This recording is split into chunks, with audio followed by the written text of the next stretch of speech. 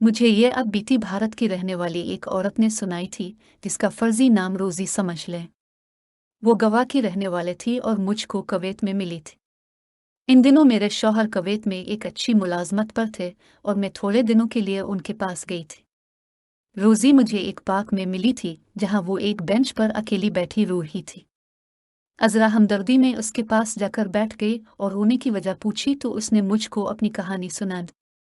इसी की ज़बानी लिख रही हूँ। मेरा इरादा नर्सिंग के पेशे में जाने का नहीं था। मैं तो डॉक्टर बना चाहती थी, मगर हालात के सबब मेरा अलिफ ये ख्वाब पूरा ना हो सका और मैंने नर्सिंग का कोर्स कर लिया। कोर्स मुकम्मल करने के बाद बम्बे के एक अस्पताल में मुलाजमत करने लगी। वहाँ एक डिस्पेंसर से सलाम दुआ हो गई और कुछ अरसे बाद हमने शादी कर ली। मोहब्बत की इस शादी की खातिर मैंने अपना मजहब भी छोड़ा और शौहर के मजहब को अपना लिया। खुदा की करनी, शादी के कुछ अरसे बाद ही मेरा खावंद बीमार पड़ गया। डॉक्टर ने इनको घर पर आराम करने का मशवरा दिया। बीमारी जोर पकड़ती गई और वो नौकरी से माजूर हो गए। अब मैं कमाती थी और घर का खर्चा चलता था, लेकिन मेरी तनख्वाह घर के अखराजात के लिए नाकाफी थी। हम किराए के मकान में रहा करते थे, लेकिन का किराया ही मेरी तनख्वाह के बराबर था। हालात ऐसे बिगड़े कि बहुत तंगदस्ती हो गई। शौहर की बीमारी और रात की ड्यूटी के बाद दिन को घर का काम करने और मुसलसल जागने से मेरी सेहत जवाब देने लगी। इन दिनों में बहुत पेशुनासी दौरान एक औरत मेरे घर आए। उधर उधर की बातें करने के बाद वो रोने लगी और हाथ जोड़कर बोली, बहन, मेरी जिंदगी तुम्हारे हाथ में है। खुदा के लिए मुझे बचू लो। मैं तुम्हें तुम्हारे सुहाग का वास्ता देती हूँ। मेरा सुहाग बचू लो। मैं कुछ ना समझ सकी। मेरे पूछने पर वो बोली, मेरी 8 लड़कियां हैं, बेटे को तरस रही हूँ। इस बार तो मेरे खावंद ने यहाँ तक कह दिया है कि अब भी लड़की हुई तो मैं तलाक दे दूंगा और दूसरी शादी कर लूंगा। अगर ऐसा हुआ तो मेरी लड़कियों का क्या बनेगा? मैं तो खुदकशी कर लूंगी। मैंने इस औरत से पूछा, आखिर मैं तुम्हारे लिए क्या कर सकती हूँ? कहने लगी, बहन, बहुत कुछ कर सकती हो।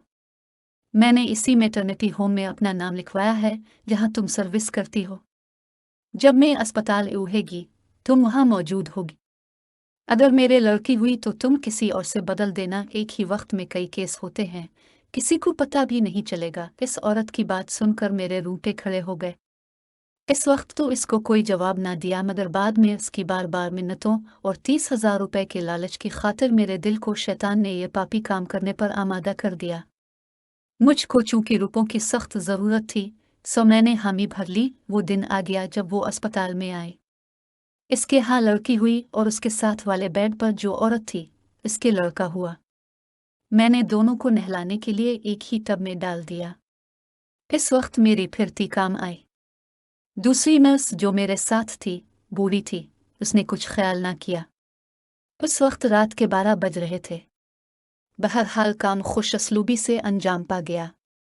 जो काम मैं बहुत मुश्किल समझ रही थी, वो आज इतना आसान निकला और मैं नहीं 1000 की हकदार हो गई। औरत भी खुश थी, इसका खावंद भी खुश था और मेरी हौसला अफजाई हो गई थी। कुछ अरसे बाद ये औरत एक और औरत को लाए। इसका भी यही मसला था। इंसान एक बार जुर्म कर गुजरे तो शर्म उतर जाती है, खौफ भी घट जाता है, दोबारा वो काम आसान हो जाता है। इस बार मैंने कुछ ज्यादा पसोपेश से काम नहीं लिया, मगर मुआवजा 5,000 ज्यादा तलब किया था कि अपने साथ काम करने वाली इस नर्स को, जो मेरी सहेली थी, शामिल हाल कर सिखूं। वो भी बहुत गरीब थी। सोचा बस ये आखिर बार काम करूंगी, इसके बाद तौबा कर लूंगी और दोबारा ये गुनाह नहीं करूंगी। और वाकई इसके बाद मैंने तौबा कर ली और दोबारा ये काम ना किया। अब घर के हालात सुधर चुके थे। मेरा जीवन साथी भी सेहतयाब हो चुका था। वो अब दोबारा काम पर जाने लगा था। उधर मेरी अपनी 2 बच्चियां हो गईं तो काम का बोझ बढ़ गया और मैंने नौकरी छोड़ दी। अगले 3 सालों में 2 और बच्चियों ने जन्म लिया। 2 साल बाद फिर एक लड़की पैदा हो गई। अब मैं 5 लड़कियों की माँ बन चुकी थी और खालिक दो जहां ने अभी तक बेटे की खुशी ना दिखाई थी, जबकि मेरे शौहर को बेटे का बड़ा अरमान था। अब वो खिले बुंदों मुझको ताने देने लगे। मुझे पता चला कि उन्हीं दिनों वो किसी नई नर्स के चक्कर में उलझ गए हैं, जिसकी उम्र बमुश्किल 17 बरस थी।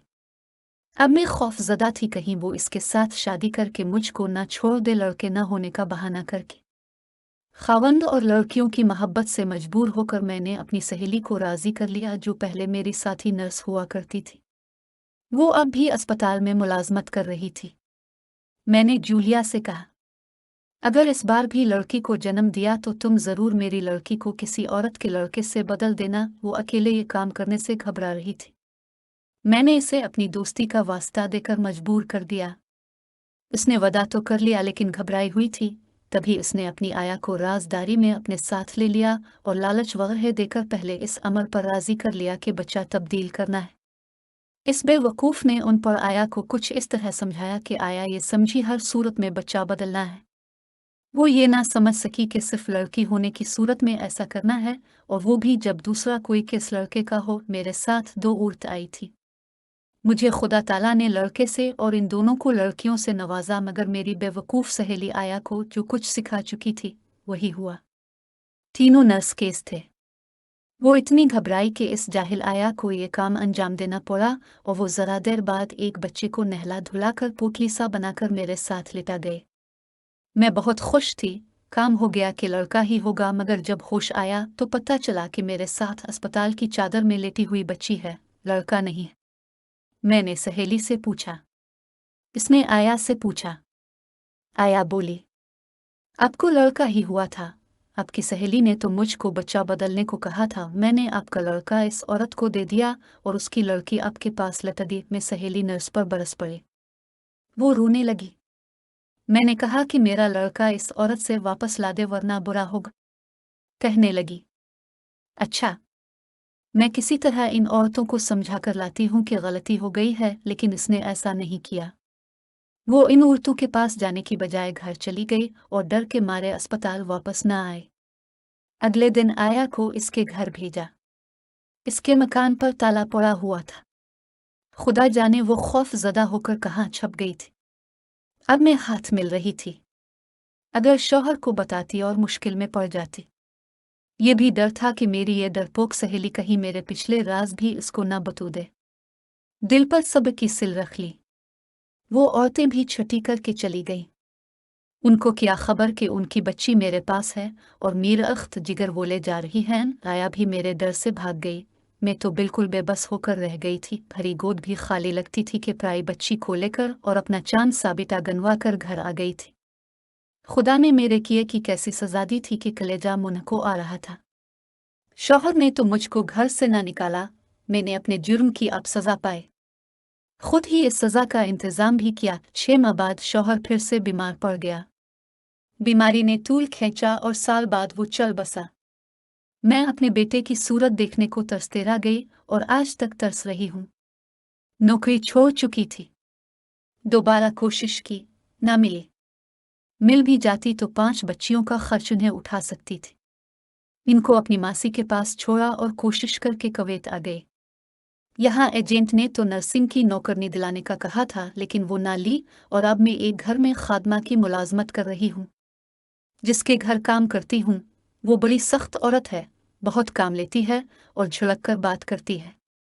आज इसके बुरे सलूक की वजह से रोना आ गया तो यहाँ आकर बैठ गई कि थोड़ी देर को सुकून कर लूँ, और अब से मुलाकात हो गई। मैं अपने वतन वापस जाना चाहती हूँ। अगर आप मेरी इस सिलसिले में मदद कर सकती हैं तो एहसान होगा। मैंने कहा कि अपने शौहर से बात करूँगी। वो अगर कुछ कर सके तो आपको बता दूंगी। अपना राबता नंबर दे दो, आप पता बता दो। वो बोली, मेरा राबता नंबर कोई नहीं। जहाँ मैं खादमा हूँ, इनके बच्चे रोज़ शाम को इस पार्क में खेलने आते हैं और मैं उनके साथ आती हूँ। आप मुझको यहाँ शाम को मिल सकती हैं। मैं बहुत मजबूर हूँ। एक जानिब बच्चियों की फिक्र और अपने गुनाह का एहसास है।